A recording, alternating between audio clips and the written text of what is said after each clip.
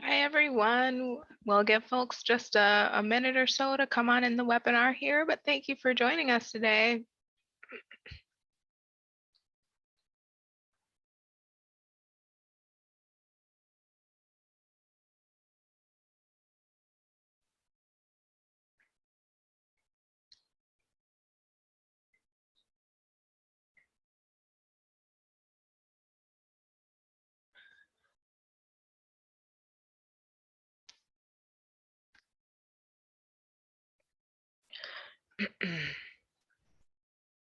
All right, I think we'll go ahead and get started. Hello, everyone, and welcome to Technology Tuesdays. My name is Lydia Nimke, and I work at the Tippecanoe branch, and I'm really excited to bring you today's presentation on Google Maps and Google Earth. You all are muted and have your cameras turned off by default, but please don't let that stop you from asking questions in the Q&A box down below. With us today in the background, we have Beth Gabriel from the East Branch. Hi, everyone. I'm here to help field your questions to Lydia, so make sure to put those in the Q&A box if you have them. If you have any tech help questions too, just put those in the chat and I will help walk you through them. Have a good presentation. Thank you, Beth. So I have to let you all know I'm a little under the weather today, so bear with me if I suddenly mute and cough or start guzzling down water. It's my apologies. But let's jump into some of the main concepts we'll be covering today. As you know, we're going to talk about Google Maps and Google Earth. And although they are similar in some respects, they're used for pretty distinct purposes. So we'll talk about them in kind of distinct ways. For Google Maps, we'll talk about searching for destinations, talk about using it for navigation, and we'll also talk about customizing your Google Maps experience. And under the umbrella of Google Earth, we'll talk about sightseeing, making some simple projects, and playing games. Today's presentation is recorded, so there's no need for you to take any extensive notes. I'll send out a recording link via email and a little later on this week.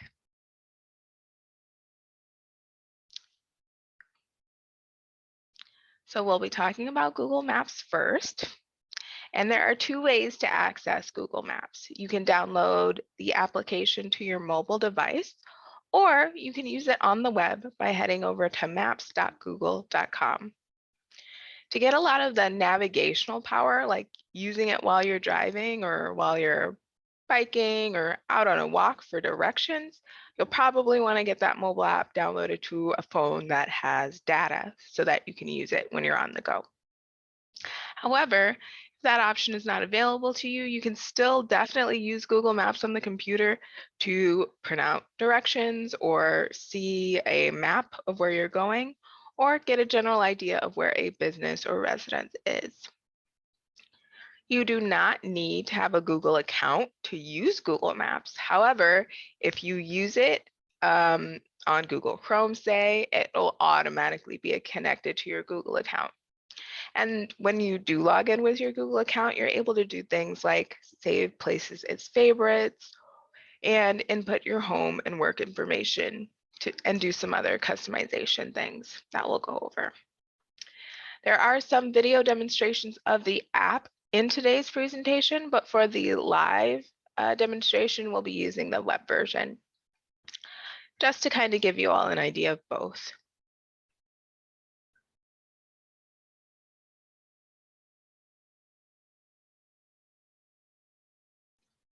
Alrighty.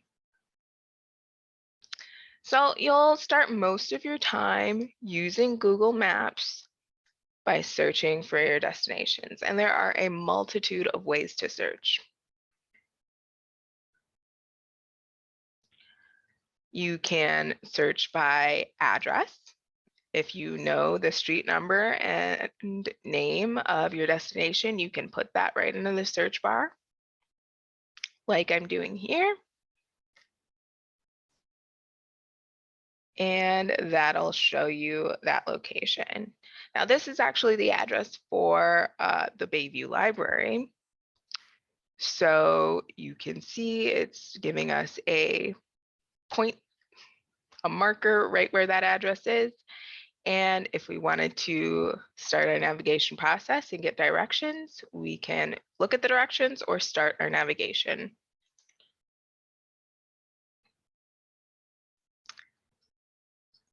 Now,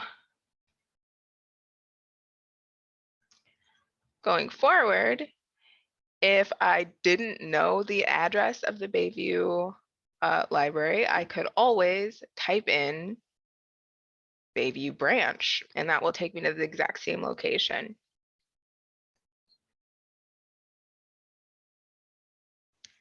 So you can also search by business name. Take you to the same spot. You can also search by geographical coordinates. And another fun way to search is by general business type. So for example, I clicked on the home and garden option, and now it's showing me all the home and garden stores around my area. I can view them as a list. I can view them on the map. And and this is a good way to find new businesses or businesses in new areas.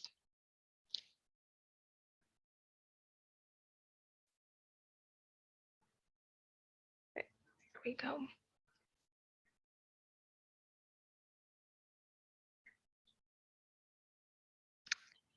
You can also search for a place simply by clicking or tapping on a point. Say you don't know the address. Say you don't know the name of the business that's there, but you know it's somewhere along the KK River Parkway. You can just click on that location and use that as your destination. And Google Maps does allow for you to have multiple destinations. If you're making multiple stops, doing your errands throughout the day, you can set it up so you get directions for one destination right after another.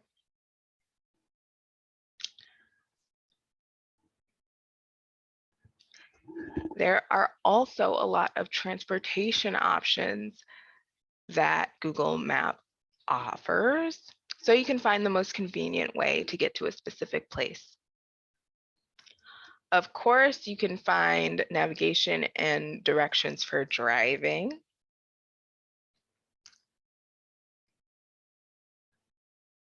But you can also find them for, sorry, I've gone too far in my slides, but you can also find them for things like public transportation. And they are right under the destination marker. So with public transportation, you can see all the bus routes and the approximate time it would take using them.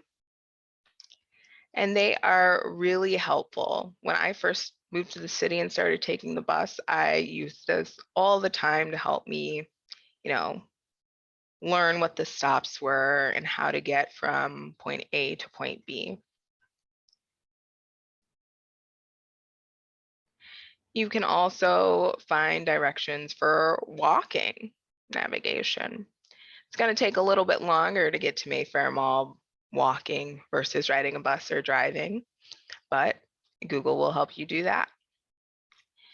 And then finally, you can look up how much it's going to cost to take a ride share to a destination.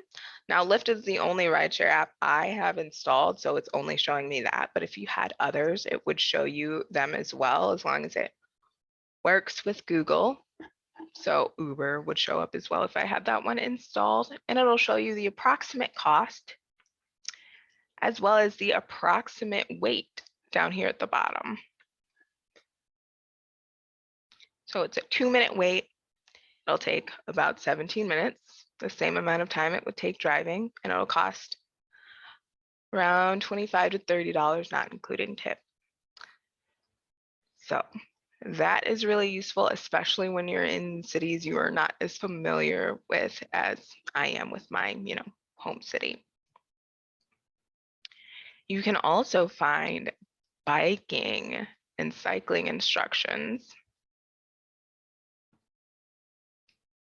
just by toggling over one more. And these instructions will put you on streets that have bicycle lanes and or dedicated trail systems, which is very nice and a little bit of a safer option for biking. This one is via the Oak Leaf Trail.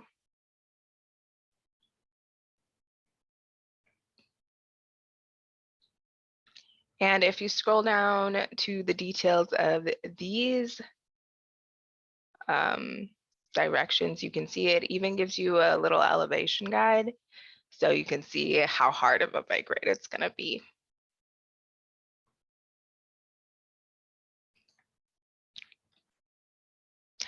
And then the final option that is available to you is flights right here. Now, of course, there are no flights from the south side of Milwaukee to Mayfair Mall, but if you're looking for some more substantial distances, there will be a flights option there, and that directly works with Google Flights to give you that information.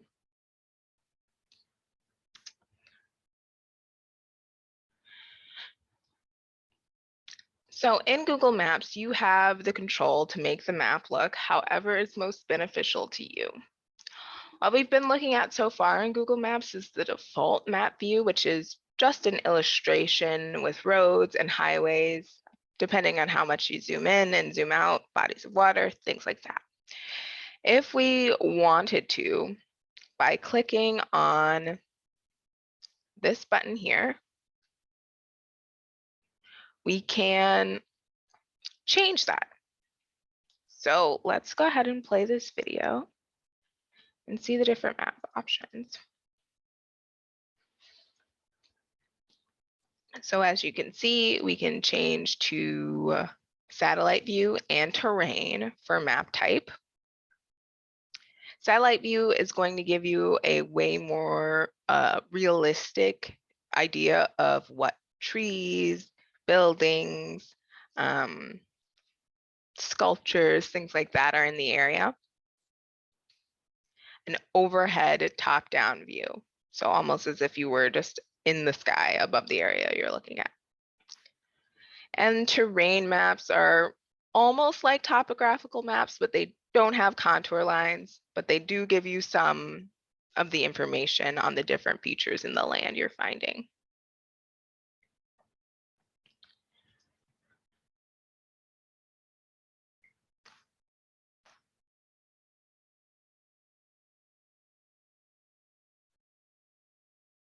When we're looking at the map detail sections down below, we can put specific overlays onto Google Maps to see things like transit lines.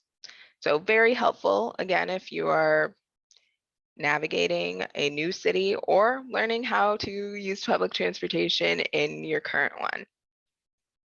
It can also show you traffic, and this is like a real-time traffic guide, as well as routes for biking and street view.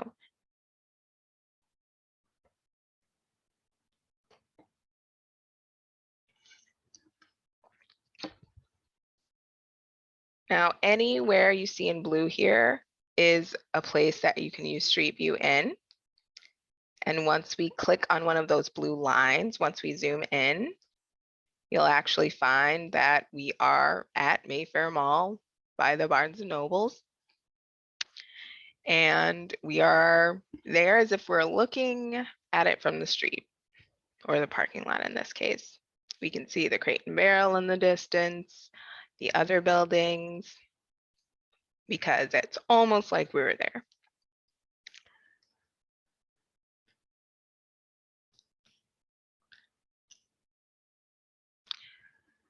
Now, I do want to kind of highlight indoor maps and street views separately because these two are really powerful tools. Indoor maps doesn't necessarily work at every location because not every large indoor location has submitted a floor plan to Google. But for very well known and large and complex venues, they are available to help you navigate within them. So think places like Penn Station or O'Hare or the Mall of America. And Mayfair Mall has an indoor map as well. We can see I put in a pin location and said I wanted to get to this fashion accessory store right over here. And it's giving me directions to walk through the mall to make sure I get there. As someone who gets lost when they're driving, when they're walking, it really doesn't matter the situation. I am probably going to lose my directional bearing. This is very, very helpful.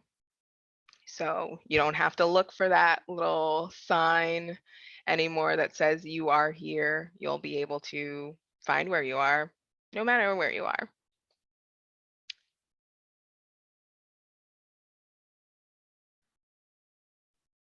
So I see the question from Diane. Thank you for the question.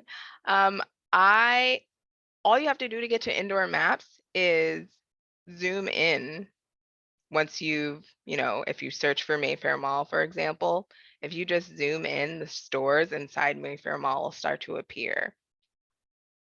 And if you're in Mayfair Mall, they will appear around you. I hope that answers your question.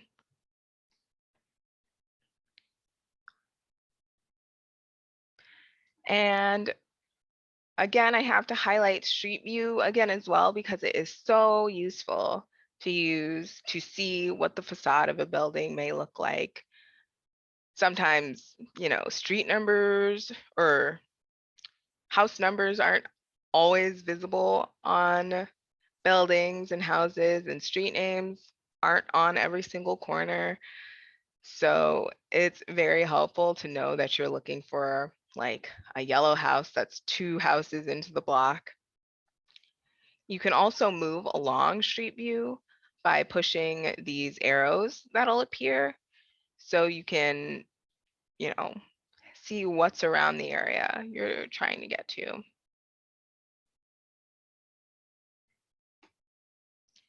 And we'll definitely go over this a little bit more in the demonstration portion.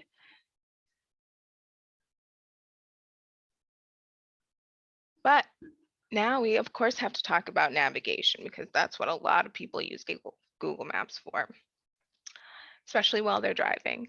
And there are 2 ways you can kind of go about this. Once you've input your destination, Google tends to know where you're coming from because they know where your phone is. So you don't normally have to put in your origin. Once you've entered your destination and chosen your mode of transport, you can press start to begin your navigation. Now, if you can connect your mobile device to your car and utilize Android Auto or Apple CarPlay through your car speakers and dash displays, you can view the instructions step by step that way. If you don't have a compatible car device, you can easily mount your phone and use the navigation directly from your device. These are the 2 safest options. Otherwise, it can kind of get a little distracting to be juggling your phone that you have to look at, or listening to the directions, so on and so forth. So I just have a picture of a phone mount here.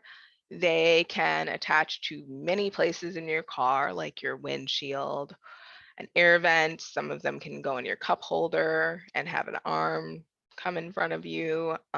Others just stick down to your dashboard. It's really up to what you prefer. Just to know that there's tons of options out there for phone mounts if you don't have Android Auto or Apple CarPlay. Now, as we drive, once you push start on that navigation, and this is still me just going to Mayfair Mall, although you can't see a lot of the directions because it takes it step by step. So while I was at work at the Tippecanoe Library, it's telling me I need to get out of the parking lot essentially and head towards East Van Beck Avenue, this road right here. And then it would, give me the next direction after that. As you drive, Google Maps automatically moves you along your route and gives you your next set of instructions, right? And it will adjust for any deviations you make. Oftentimes, Google Maps and navigation systems want me to take the fastest way to get to the freeway, but that way has an on-ramp that causes me a little bit of stress, so I'd prefer to not go that way. So I'll just take the way that I like to get to the freeway, and then the navigation adjusts and it's just fine.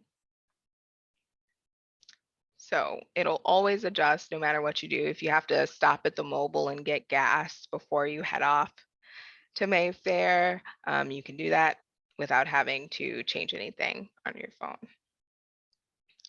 So let's talk a little bit about these images we have on the screen here.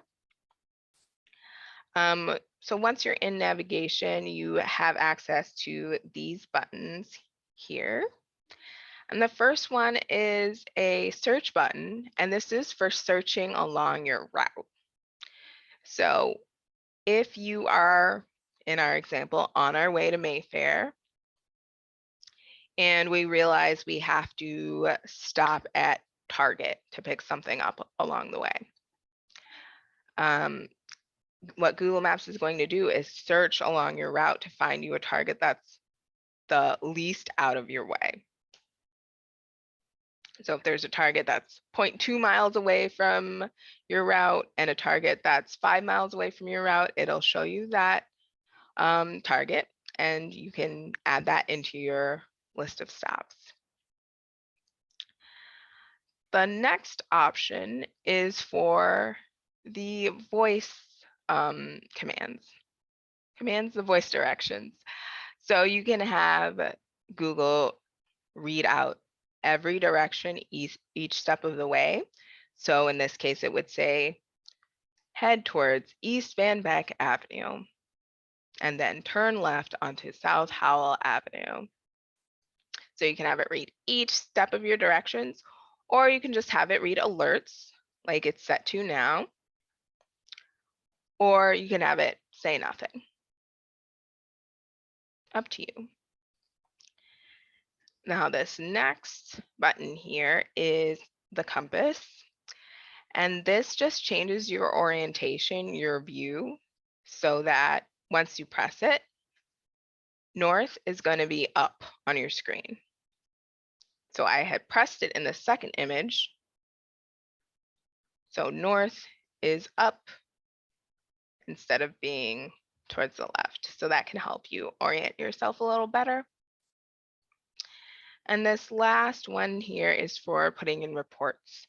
So for if there's an obstruction in the road, if there's a car accident, if there's significant traffic, if there's a speed trap, anything like that, you can report to Google Maps and it will make other drivers aware as well.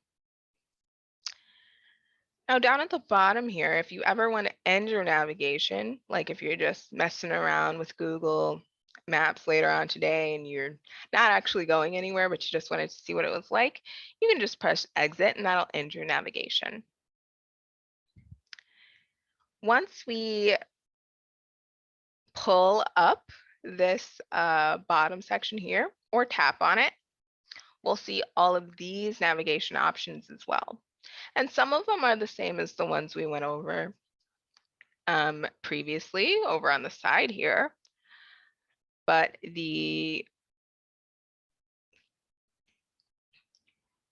ones that we haven't are share trip progress, which if your friend is waiting for you at a restaurant at Mayfair and you're running a little late, maybe you want to share your trip progress with them so they can know when you'll be there to meet them. You can preview your whole route for if you wanted to make sure you're not going through an area where you know there's construction or some thing like that. And you can also access your navigation settings down here, which are where a lot of the customization comes in at. Now, once you do access your settings, there are a whole wealth of, cool things you can do to enhance your use of Google Maps. They're all pretty personal, and you'll just choose what you like the best. You can toggle them on or off and see which one works best for you.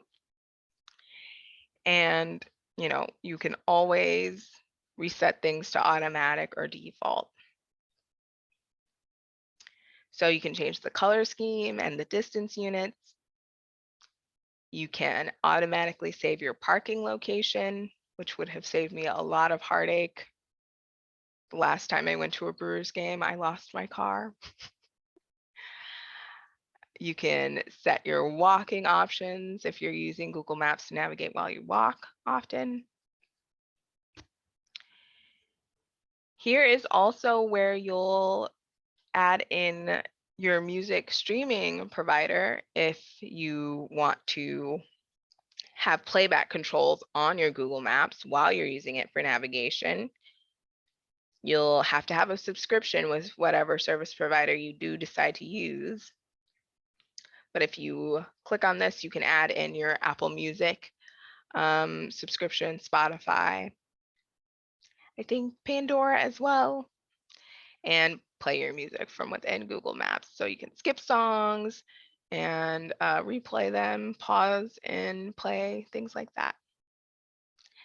And then route options is especially nice because it allows you to kind of control the route that Google builds for you. So if you are moving this summer and you're moving things in a pickup truck and you don't want to go on the freeway because of this, you can click to avoid highways, and then it'll keep you all on city streets, but still getting to your location. Often when I would go to Chicago in the past, before I, finally bought an iPass, I would click to avoid tolls because I didn't want to pay any tolls. I've never used the avoid ferries because we don't have any ferries except for, the one, and you kind of know you're going on that ferry if you decide to.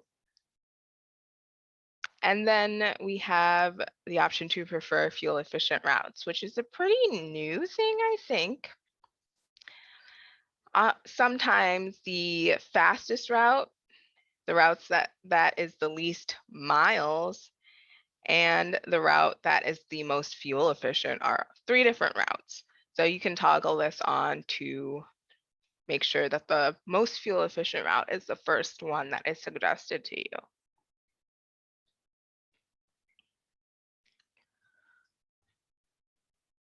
So that's just a little bit about Google Maps and some of its settings. And we'll hop into demonstration here. If anyone has any questions, Beth can feel free to jump in. I'm not seeing any just yet, but feel free everyone to drop those questions into the Q&A and we will ask Lydia if she can answer them, which I'm sure she will be able to. We'll see. Thanks. I have faith in you. Awesome. So this is Google Maps on the web here. Again, I'm just at maps.google.com. There's various ways to access Google Maps, especially once you're logged into your Google account. You can click the menu on any Google page. And I guess it's not on us one, and find maps by scrolling down right here. Boom, we're back in Google Maps. And we'll just do a quick tour since we're in here. And it does look a little bit different than the mobile application. So here we have the search button where we can search for addresses, business names, general categories, that sort of thing. There are also all of these categories that we can just click and search through.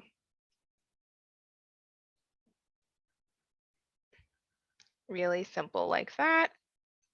And then once we click on one of those pre-made categories, we can narrow things even further by price, rating, cuisine type, hours, and a bunch of other filters for restaurants, at least. For regular businesses, you can't narrow things down by cuisine, of course.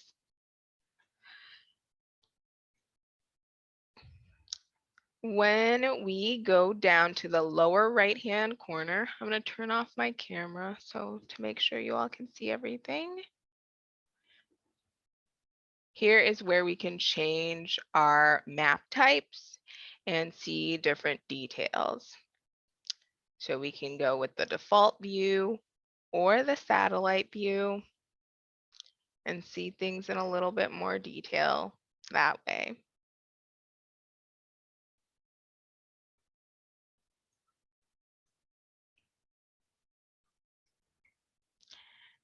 All the same map details as when we were in the mobile app.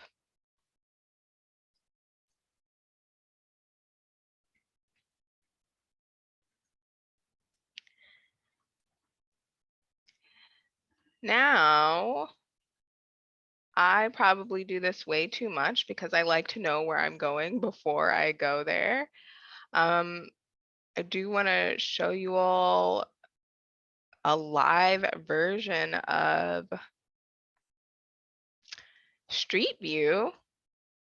So here we are at the Milwaukee Public Library Central Branch. And we'll see what that looks like in satellite view just to see.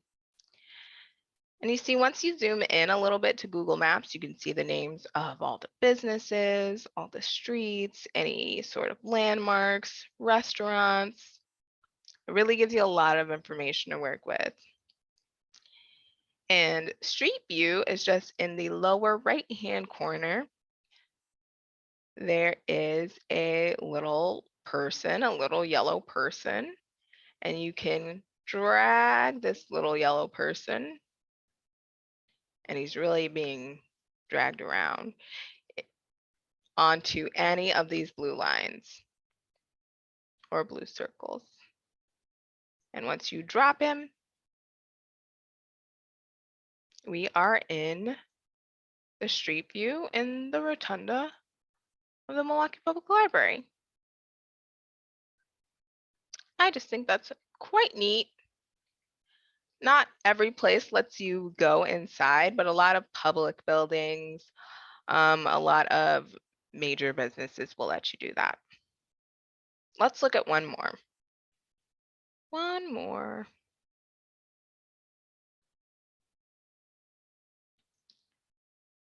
And we'll drag the little person and drop him right outside the Pfizer.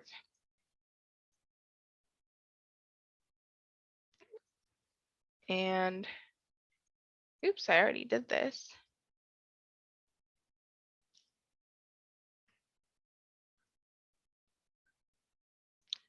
So we're looking at the Pfizer in 2019. And we can see it just by clicking on the date and name under the address in the upper left-hand corner once we're already in the street view. But we can go back further than this and see what it looked like in 2016. And it was just a construction site with hardly anything built yet. And if we go even further back, we'll see that was just a parking lot. I thought this was really interesting and like one of the biggest changes that's relatively recent in people's memories.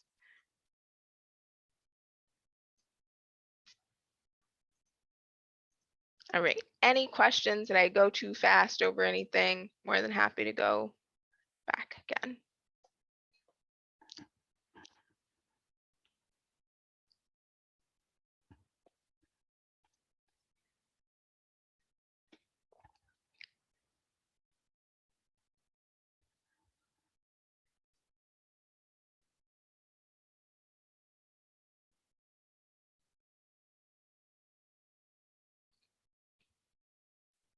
Okie dokie.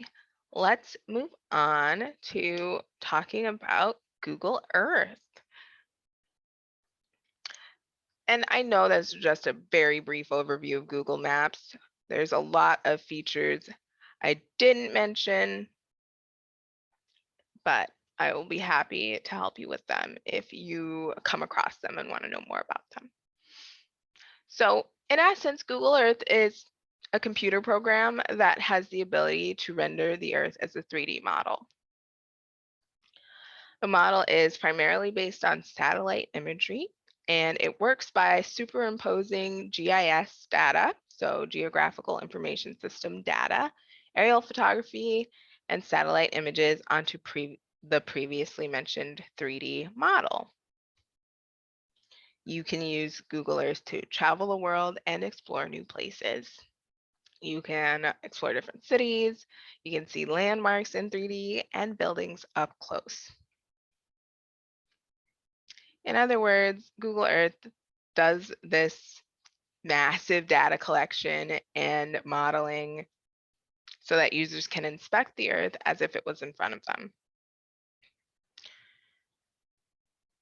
You can use Google Earth to move almost everywhere, but you can also zoom in and inspect many streets using Street View. So Street View is something that Google Maps and Google Earth both share.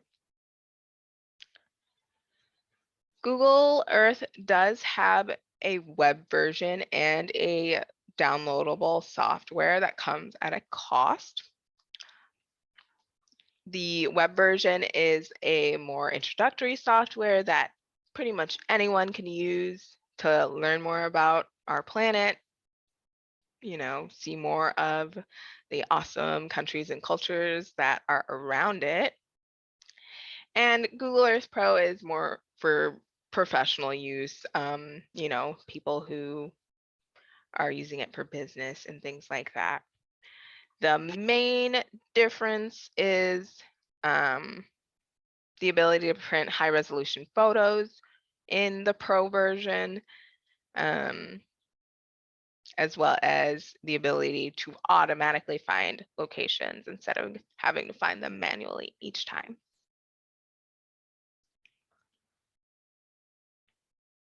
Now, let's go over some of the main features of Google Earth.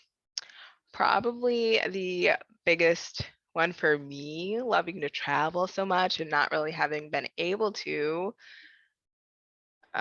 as much as one would hope in the last few years, is sightseeing. It lets you explore places in some way that maybe you've already been to that place, maybe you hope to go, but you'll at least be able to get like a general sense of some of the beauty of a place from Google Earth. It's also really helpful to measure distance and area around the world. So whether that's measuring the distance of the park behind your house or measuring all the beaches in the Bahamas, you're able to do that and it's quite accurate. Google Earth also has a pretty robust search tool that, as can be expected from all of Google's products, more or less, you can search again by geographical coordinates, the name of the landmark you're looking for, the country, the city. There are a lot of different search options that are available. Pretty much, if you thought of it, you can put it into the search box and chances are Google will connect it for you. And again, just like with Google Maps, you can change the map styles to get a 3D view, the street view. And you can also take a look at the photosphere, which is unique to Google Earth. And I'll show you some examples of that in our demonstration. And finally, Google Earth does have a lot of games that are associated with it. They might not be games in the typical sense, but they do try to test your knowledge and teach you something about our planet. One I played while I was prepping for this is Where on Earth, or Where on Google Earth is Carmen Sandiego. I don't know if anyone remembers that old show, but I used to really, really love it. So it was kind of fun and a blast from the past to play it. GeoGuessr is another fun one. where you are dropped into a random point on the world, and you have to use any clue you can find to guess where you are within a certain amount of time.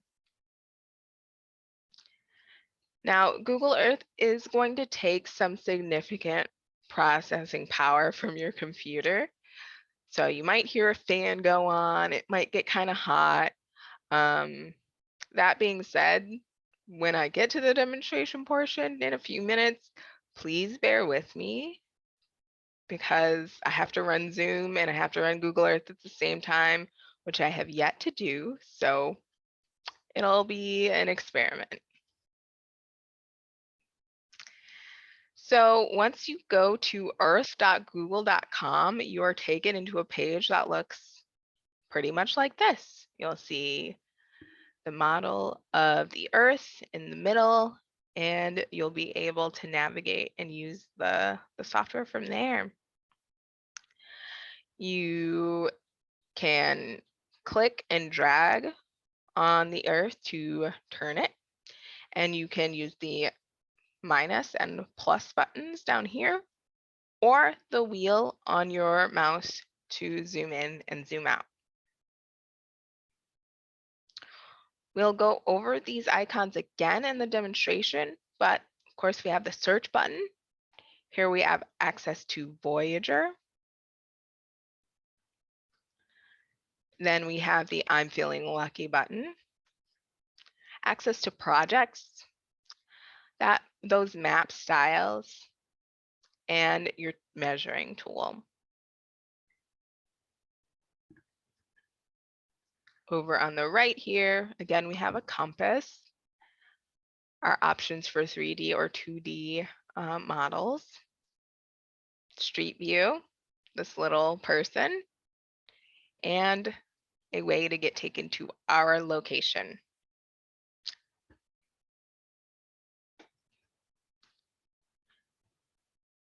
Now, Voyager is mentioned or is represented by this little icon here, and it is a pretty powerful tool for sightseeing. I will delve a little bit more into the features Voyager offers on this next slide here. So Voyager really lets you go on virtual tours. Google calls them map-based stories, and you can start and stop them and progress at your own rate as you explore locations and discover new information. Some of the tours you can take include the best hikes around the world, India's railways, the history of volcanoes, and there are also interactive quizzes for you to test your knowledge on topics like animal calls and archaeological sites. Once you click on that Voyager icon, this will open the Voyager overlay so that you can select your tour. And tours come in all these sorts of different categories.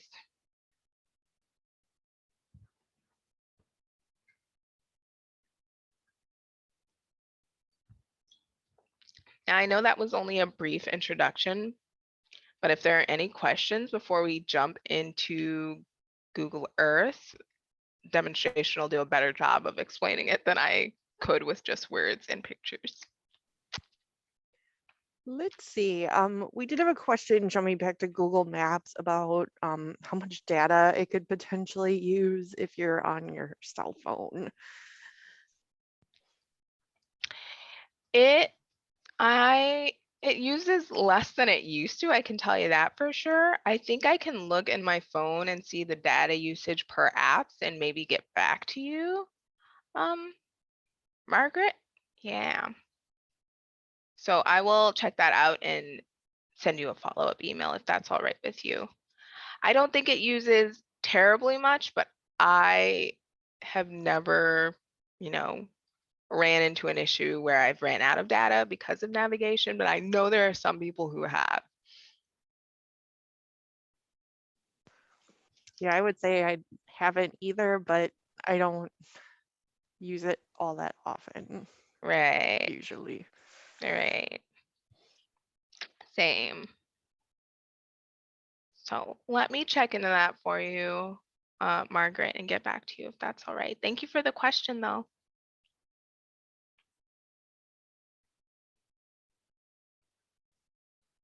All right. Well, let's head to Google Earth. Earth.google.com. I'm fingers crossed that everything works all right. Okay, yay, there we are.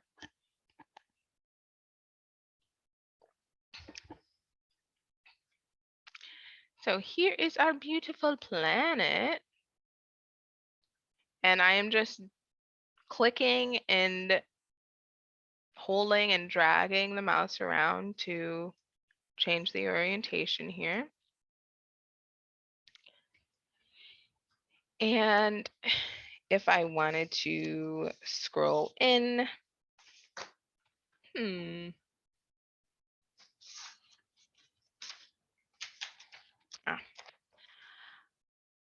if I wanted to zoom in, I can do that with the wheel on my mouse or by, spreading your fingers apart on your laptop. Or you can use the plus and minus buttons in the lower right-hand corner.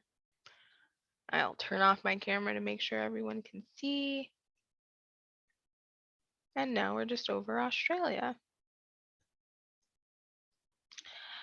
So just to do a quick tour of Google Earth, here we have the search button. Again, you can search by a wide variety of keywords. Here is Voyager, which we will come back to very shortly. Here is the I'm feeling lucky button, which just takes you to any point of interest in the world. And here we are in Vegas at Treasure Island.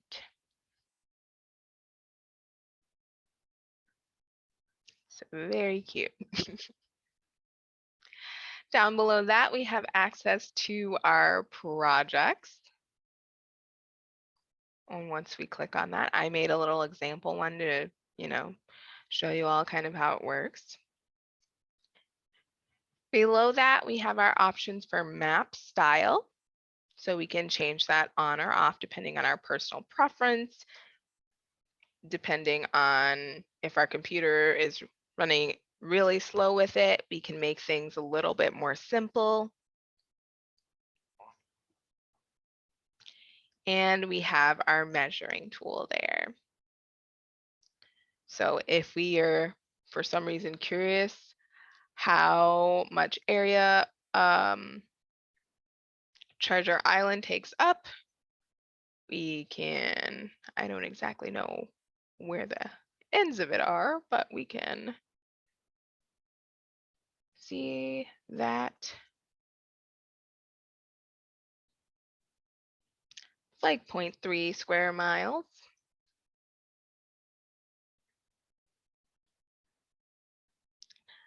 All right, so why don't we zoom out? And again, I'm just using the scroll wheel on my mouse here.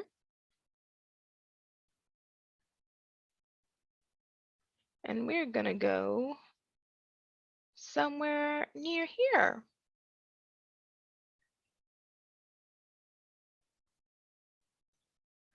And let's orient ourselves with this compass so that up on my computer screen is north. There we go. And we're gonna zoom in again to see Humboldt Park.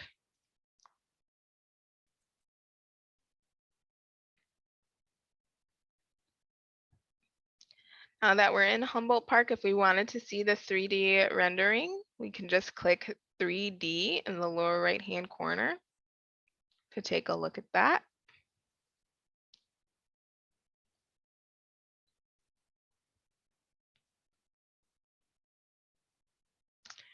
And again, with Street View, we'll take this little person and we can drop them on any blue line and we'll be taken into the Street View there.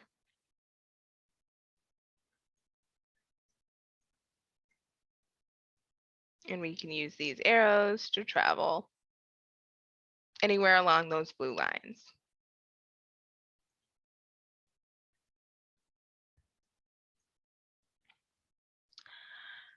But say, Humboldt Park is boring. You want to see something more interesting than a place you may have very well been to chill on the hill at. We can go to maybe a more interesting place. I don't know, like the Taj Mahal, and take a look at this. So let's again orient ourselves.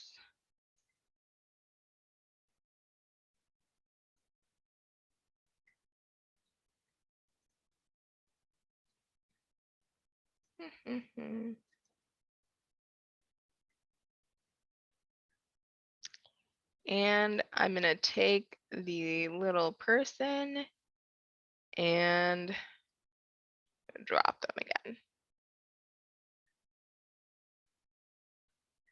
And then we're going into a street level view of the Taj Mahal.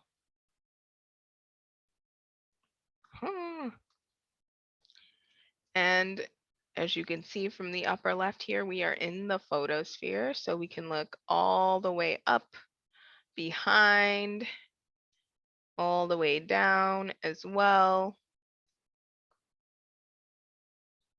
And of course, forward.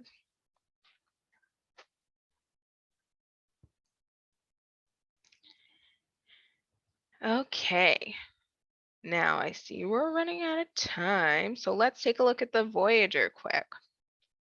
And I'm just going to select this Great Hikes Around the World. But as you can see, there's nature, games, street view, culture, education. There's a wide variety of things you can choose from to explore around.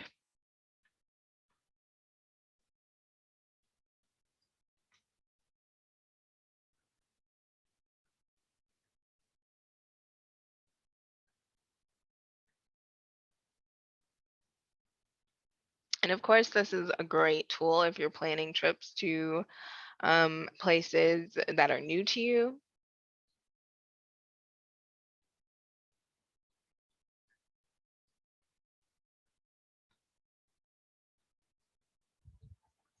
Let's go here. And take a look. Let's take a look at the Great Lake hikes around the world. So once you click on that nature voyage, you're taken back out to a planet-wide view, and you get to select what hike you'd like to go on. So let's go on the Scottish Highland walks in honor of our awesome program that's coming up next week. And now we're in a photosphere of a hike in the Scottish Highlands. They provide us with some information over on the right here so we can read about the place we are, going to as well.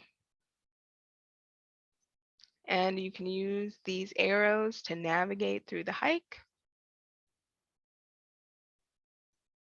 And of course, we're in that photosphere. So again, you can look all the way up, all the way to both sides, all the way down to get a real sense of space.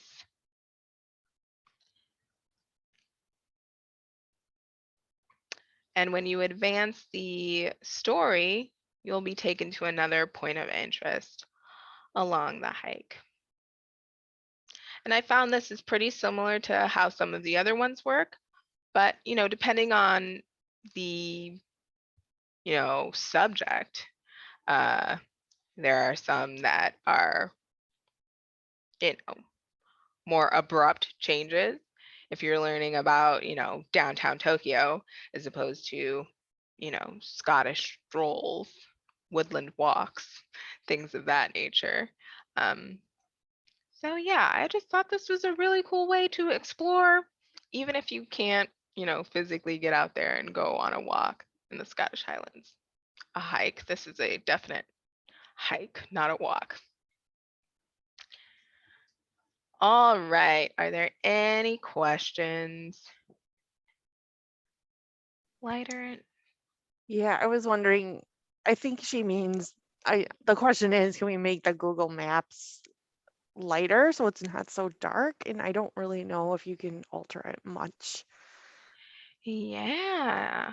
I mean, unless you try night mode, but I don't know if Uh, that's available on the desktop version.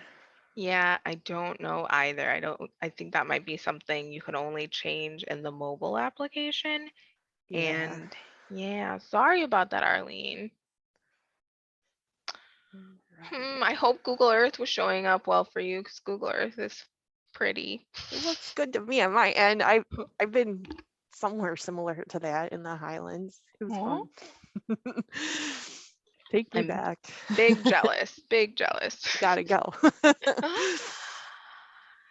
All right. But So I if there, think that's our questions. okay, All right. awesome. Thank you. Then we'll hop back into the presentation just for a little bit more from Google. Google also has websites for Google Sky, Google Moon, and Google Mars. Now, these are nowhere near as robust as Google Earth is.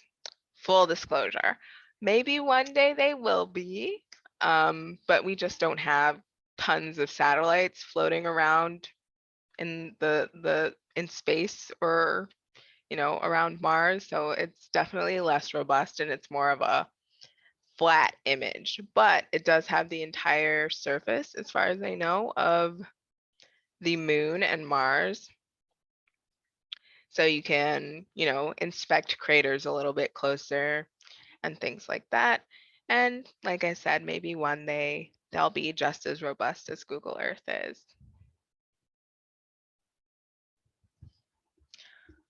All right. If there are no final questions, it doesn't look like there are. Again, you can all look forward to receiving that email of me with a link to today's recording a little bit later on this week. And I do just want to thank you all so much for joining us today for Technology Tuesdays. Next week in a short Tech Tuesdays, we'll talk about fandoms and how you can participate in your favorite fandoms for your favorite TV shows and movies online and in person. If you are interested in other programming from the Milwaukee Public Library, oh, Beth, is it too early to share your program? No, let's share it because it's Okay, exciting. it Here, is. you talk about it a little bit and I will grab the link unless you want me to talk about it a I'll little talk bit. about it while you Yeah, grab the link. Sorry sounds to good. throw that on you. No, this is exciting. But Beth has actually secured an awesome author who is coming to talk at her book chat next week on May 2nd, I believe. I just registered for it myself. And it's called In Conversation with the Hebridean Baker. His last name is Naklia. Oh, Beth will tell you his name, but I have to practice. I think you pronounce his name Clonach McLeod. I'm not sure on that, so I'm gonna practice before the second, but let me drop you the registration link in. So he's a TikTok sensation and he became really famous baking and doing TikTok videos over the pandemic with his husband and their super cute puppy. I think it's a Westie. It's very cute. He is coming out with a book called The Hebridean Baker. So we are celebrating his book launch and getting to chat with him. I think one of my plans is to come up with a variety of Wisconsin food items to do kind of a chopped challenge. I mean, he won't cook for us, but he can come up with an idea. But we'll see. So I hope you all can make it. It'll be just under an hour on Monday the 2nd at 6 p.m. Central, and you can watch it at home. that is awesome. And he is so cute and like calming, and he's got a Yes. lovely accent and a big beard. Yes. And if you like that walk in the Highlands on the computer, you'll like Mhm. hearing him speak about he lives there. So that's pretty great. Absolutely. Absolutely. Thanks for sharing that with us, Yeah. Beth. Yeah, it all came together today, which is really last minute for us, but we're just happy it's happening. So exciting. Thanks, Lydia. Yes, of course, of course. If you're interested in that or other cool programs coming up from the Milwaukee Public Library, you can head to mpl.org/calendar. Again, thank you all so much for joining us, and I hope you all have a wonderful rest of your week.